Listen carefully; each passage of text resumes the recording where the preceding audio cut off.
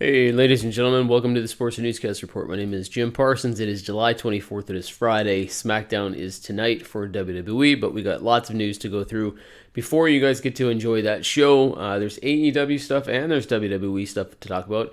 Even Impact Wrestling, there's news in regards to that. But let's get started with the big news in NXT, which was that William Regal and Keith Lee have together decided that Keith Lee will relinquish the North American Championship, and a tournament of sorts will start, and has started already, with a series of triple threat matches, which will then lead to NXT TakeOver 30, where a new North American champion will be crowned. So far, there's been one person advance into the finals so far. Bronson Reed will be one of those members. Finn Balor's looking to do some stuff.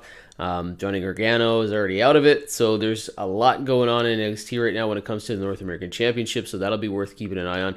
In other WWE news, there's some rumors and speculation that the Nation of Domination might be back. Now, it might not be called the Nation of Domination. Could be the Hurt Business, led by MVP, including Bobby Lashley, Shelton Benjamin.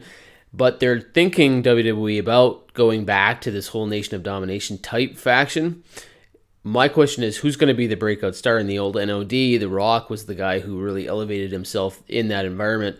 Who's going to be that person? Can Ricochet, can Cedric Alexander, can Apollo Crews be that person for the new breed of NOD in WWE? Would you want to call it that? Would you want to tread very, very carefully when it comes to how you build storylines around things like the Black Lives Movement, Black Lives Matter movement, things like that? I mean, it's really a touch and go situation in WWE if you're going to go this direction. But it sounds like they're going to. Ron Simmons was on Raw this past Monday, which kind of get the whole thing rolling here. Whether or not they're going to do that, we'll see. But that's some talk in WWE these days. There's other news in AEW. Cody Rhodes has hinted that more and more names will surprise and appear on AEW television to compete for the TNT Championship. Eddie Kingston, one of the biggest independent stars in wrestling, showed up this past week on Dynamite. Cody says there's going to be more that will then to lead to who might be an indie star. Maybe a Nick Aldis, could be somebody from WWE like a Matt Cardona or a Zack Ryder.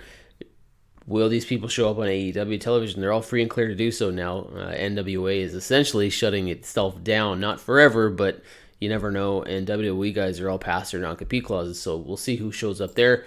And in other AEW news, on Wednesday's Dynamite, Sammy Guevara returned. He was masked, showed up at the end of the show. Tony Khan says he's gone through his 4-week rehabilitation therapy type sessions, and he feels like Sammy Guevara has learned a very valuable lesson in terms of what he's done in the speaking out movement. What he said was not acceptable, but he's learned a lot, and he's appreciating his opportunity to get back into the wrestling game. So that'll be interesting to see if anybody else joins Inner Circle, if Sammy Guevara being back now completes that circle. Watch that on AEW. AJ Styles has said in WWE that would he possibly ever sign in AEW? He said never say never, which was surprising. But he also did say that when he's done wrestling in WWE, he thinks he's probably going to work backstage as some sort of a scout or talent producer, something like that. So it doesn't look like he's going to be going to AEW anytime soon, if ever, and he probably wants to stick around in WWE, even if he's not wrestling. All right, excuse me. My question for you today is this. I don't know if you guys saw the video of Adam Cole losing his cool completely on Pat McAfee, but my first reaction was, it's got to be a work. I just don't know if WWE's in on it. What do you think? When you saw this video of Cole just losing his mind and going on expletive ranted tirade towards McAfee, it was really out of character for Cole, really out of character for WWE. Some people are thinking this is a shoot, wasn't planned at all, and that these two have a heated history together, but it sure seems like this was set up. So, what was your first reaction when you saw this video? Did you think it was a shoot? Did you think it was a work? Is this all being staged? Is WWE going another direction in some desperate attempt to get more ratings for NXT or another show? Let me know what you think. Put it in the comment section below. Don't forget, check out the Smart Marks of Wrestling podcast on Anchor.fm. Of course, Talking Raw on Monday nights and SmackDown tonight. So until then, guys, have a great weekend, and we'll talk to you on Monday night.